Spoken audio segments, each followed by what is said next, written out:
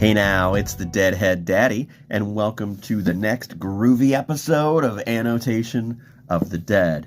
Today we're going to be discussing the 1966 Pigpen song, Tastebud. So sit back, relax, and let's discuss some Dead. Okay, so Tastebud is an early psychedelic blues song written by Ron Pigpen McKiernan. According to JerryBass.com, the song's first documented performance was February 6th in 1966 at Valley Unitarian Universalist Church in North Hills, California. This performance is one of two known live recordings of the track, the other being the more well-known from May 19th of 1966 at the Avalon Ballroom in San Francisco. It appears to only have been performed publicly 4 times, during July 3rd, 1966 at the Fillmore Auditorium, and the final being July 31st, 1966 at Peony Garden Auditorium in Vancouver, Canada. 2 versions of this song do appear on both the Golden Road box set and the Birth of the Dead compilation, one featuring Pigpen vocals and the other a longer instrumental version. Both were part of the Scorpio sessions recorded in the summer of 1966. It was, however, previously performed at Buena Vista Studio in San Francisco on May 30th, 1966. But unfortunately, I found no known recording of that version. A remastered version of the Grateful Dead album contains 6 bonus tracks, including Tastebud, and was released by Rhino as part of the Golden Road in 2001, as well as a separate re-release of the album in 2003. The version that appears on both was recorded at RCA Victor Studio A, Hollywood, California, on February 2nd, 1967. Now, the song does appear on archive.org on what is claimed to be outtakes from Working Man's Dead, recorded on January 1st, 1970. However, it is very well documented that Working Man's Dead was recorded in February of 1970, and Tastebud does not appear on any of the album's re-releases or the 50th anniversary Angel Share companion album. I suspect it's actually the aforementioned 67 version. Well, never trust a prankster. Alright, so let's hop into the lyrics. The first stanza of the song, we have the line, "When my blues come falling down." This line is reminiscent of the 1937 Robert Johnson song, "Hellhound on My Trail." The line goes, "Blues falling down like hail, and the day keeps reminding me there's a hellhound on my trail." In the second stanza, we hear, "It was but a while after midnight when the rooster cried for day." This, of course, reminds us of the most famous line from The Music Never Stopped, "Crazy rooster, crowing midnight."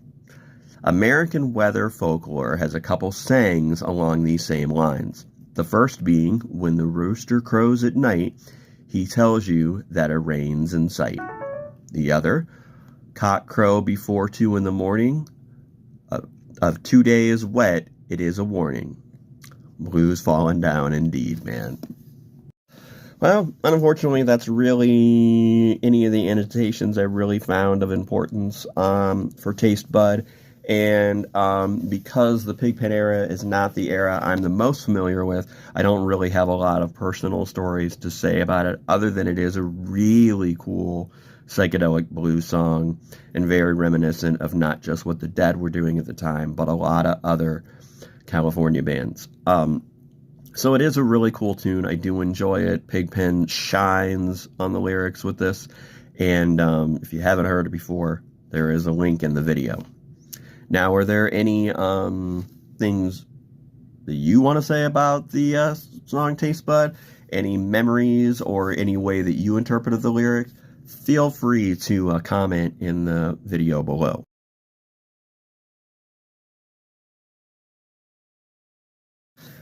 Now, because there wasn't a whole lot of information on this song, I decided let's take a teeny tiny little rabbit trail and talk about Scorpio Records.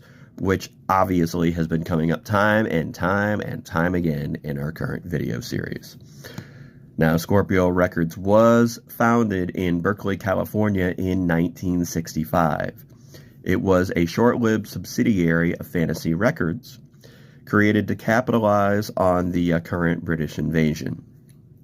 The parent company was renowned for its impressive jazz catalog, but is more famously known for signing Tommy Fogerty and the Blue Velvets in 1964. The label renamed that band the Golliwogs to fit in with the bands of the British invasion. After a series of failed releases under the name on both the Fantasy and Scorpio labels, the group of course changed its name to the legendary Creedence Clearwater Revival. Before the Grateful Dead signed with Warner Brothers Records in 1966, it had auditioned for two other San Francisco labels, Autumn Records and, of course, Scorpio. The Autumn sessions, which were co-produced by disc jockey Tom Donahue, didn't really result in any releases at the time, though Scorpio, on the other hand, did release a single, but only in limited quantities. The 45 contains a cover of the Guest Canyon Jug Band tune Stealin', and on the B-side is a cover of the Henry Thomas song Don't Ease Me In. This was the first record to bear the Grateful Dead name and is now a much sought-after collector's item.